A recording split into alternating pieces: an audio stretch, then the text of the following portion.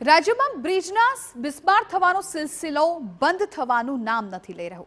ગુજરાતમાં બ્રિજને બનતા જેટલો સમય લાગે છે તેનાથી પણ ઓછા સમયમાં તેની હાલત એવી થઈ જાય છે કે નવો બ્રિજ બનાવવાની જરૂર પડે અને હાલ કંઈક આવા જ દ્રશ્યો છે એ પણ સામે આવ્યા છે। અમરેલીમાંથી આ દ્રશ્યો સામે આવ્યા। સૌથી પહેલા આપની ટીવી સ્ક્રીન પર દેખાતા આ દ્રશ્યો આપ જુઓ। બ્રિજમાંથી અનેક ઠેકાણે આ જ રીતે સળિયા બહાર નીકળી ગયા છે અને મસમોટી તિરાડો પડી ગઈ છે। સ્લેબ વચ્ચે એ હદે જગ્યા પડી ગઈ કે એવું લાગે જાણે હમણાં જ બ્રિજ તૂટીને નીચે ખાબકશે। આ દ્રશ્યો અમરેલી જિલ્લાના સ્ટેટ હાઈવે પર આવેલા બ્રિજના છે। રાજુલા તાલુકામાં ખાંભા મહુવા હાઈવે પર ભાક્ષી ગામ નજીક આ બ્રિજ આવેલો છે। દાતરવડી નદી પર બનેલા બ્રિજનું હજુ તો માંડ 10 વર્ષ પહેલા જ નિર્માણ થયું છે અને છતાં તેની આ સ્થિતિ છે। અનેક સવાલો અત્યારે આ પરિસ્થિતિ ઊભા કરે છે। મુદ્દો એ છે કે બ્રિજ જોખમી બન્યો હોવા છતાં તેના પર વાહન વ્યવહાર પણ ચાલુ છે। અન્ય વિકલ્પ ન હોય લોકો જીવના જોખમે બ્રિજ પરથી પસાર થવા મજબૂર બન્યા।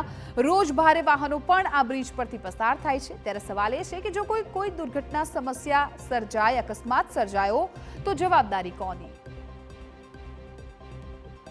અને અત્યારે આ બ્રિજ છે ને, બ્રિજના બે ભાગ થઈ ગયા છે અને અહીંયા મોટા મોટા ટ્રકો નીકળે છે। બ્લાસ્ટિંગ બહુ થાય છે। ભળિયા આજુબાજુના વિસ્તારમાં ભળિયા આવેલા છે ને એટલે મોટા મોટા હલકાના બ્લાસ્ટિંગ થાય છે એટલે આખો પુલ ડેમને હતા ને ઈજા થાય એવી પરિસ્થિતિ છે અહીંયા અત્યારે। તો ભળિયાના હિસાબે, બ્લાસ્ટિંગના હિસાબે આખો પુલ નબળો પડેલો છે અને પુલના બે ભાગ થઈ ગયેલા છે અને કોઈ તંત્રએ કોઈ આવ્યું નથી જોવા અને તંત્રને આમાં કાળજી લેવી પડે એમ છે। સ્થાનિકોનો આક્ષેપ છે કે આસપાસ ભરડિયા ધમધમી રહ્યા છે જેમાં સતત બ્લાસ્ટ થવાને કારણે બ્રિજ આ હદે બિસ્માર બન્યો। પરંતુ વારંવાર રજૂઆત કરવા છતાં આજ સુધી તંત્રની કોઈ પણ અધિકારી આ વિસ્તારમાં ફરક્યો નથી। મુદ્દો એ છે કે શું કોઈ દુર્ઘટના પછી જ તંત્ર જાગશે? આ પ્રશ્ન તો એ પણ છે કે કરોડો રૂપિયાના ખર્ચે બનેલો બ્રિજ આ હદે બિસ્માર કેવી રીતે થઈ ગયો? જ્યારે આ અંગે અમે અધિકારી સાથે વાત કરી ત્યારે તેમણે શું કહ્યું તે પણ સાંભળો। સ્ટ્રક્ચરલી કોઈ નુકસાન નથી। અમે અમારા તરફથી ચેક કર્યું છે। સ્ટ્રક્ચરલી કે કોઈ નુકસાન નથી, એવું કંઈ જોખમી પણ નથી। ફક્ત જે એક્સપાન્શન જોઈન્ટ આવે છે એ રિપ્લેસ કરવાનો છે એટલે એ તાત્કાલિકમાં એક્સપાન્શન જોઈન્ટ રિપ્લેસ કરીને ટ્રાફિક તો શરૂ જ છે અત્યારે પણ એ કાર્યવાહી કરવામાં આવશે।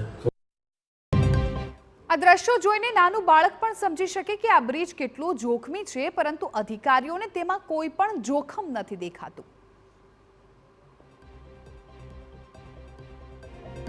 અમરેલી જિલ્લામાં આવેલા રાજુલા તાલુકાના ખાંભા મહુવા જે માર્ગ છે ત્યાંનો બ્રિજના દ્રશ્યો બતાવ્યું। જે રીતે બે કટકા જોવા મળી રહ્યા છે, ખૂબ બ્રિજ છે તે જર્જરિત હાલતમાં છે ને જે રીતે હાલમાં બે અલગ અલગ ટુકડા થયા છે જેના કારણે ખૂબ જોખમી આ બ્રિજ બન્યો છે ને જે રીતે અકસ્માતની ભીતિ પણ સેવાઈ રહી છે। સ્થાનિક લોકોનો આરોપ પણ છે કે આસપાસના વિસ્તારોમાં ભરડિયા ધમધમ આપના દ્રશ્યો બતાવી છે, આસપાસમાં ભરડિયા હોવાના કારણે બ્લાસ્ટિંગ થતા હોવાના કારણે આ બ્રિજ છે તે અતિ જોખમી સાબિત થયો છે જેના કારણે તંત્ર દ્વારા હજુ સુધીમાં કોઈ કાર્યવાહી કરવામાં નથી આવી ને અતિ જોખમી રીતે આ બ્રિજ છે તે આ જોવા મળી રહ્યો છે। જે રીતે રીતસર બે વચ્ચે ટુકડા થયા છે જેના કારણે ગમે ત્યારે કોઈ મોટો અકસ્માત સર્જાય તેવી શક્યતા છે તે જોવા મળી રહી છે।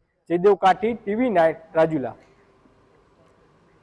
હવે આ ભ્રષ્ટાચારના બ્રિજ સામે અનેક સવાલો પણ થઈ રહ્યા છે કે માત્ર 10 વર્ષમાં જ બ્રિજની આ હાલત કેવી રીતે બની છે?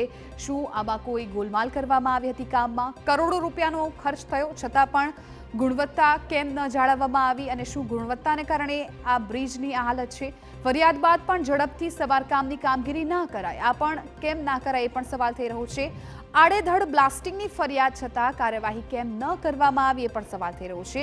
શું તંત્ર કોઈ દુર્ઘટના થવાની રાહ જુએ છે? કેમ કે જ્યારે પણ આ પ્રકારના ઘટનાઓ બને છે ત્યારે તંત્ર જાણે ઊંઘમાં હોય એ પ્રકારનું લાગતું હોય છે।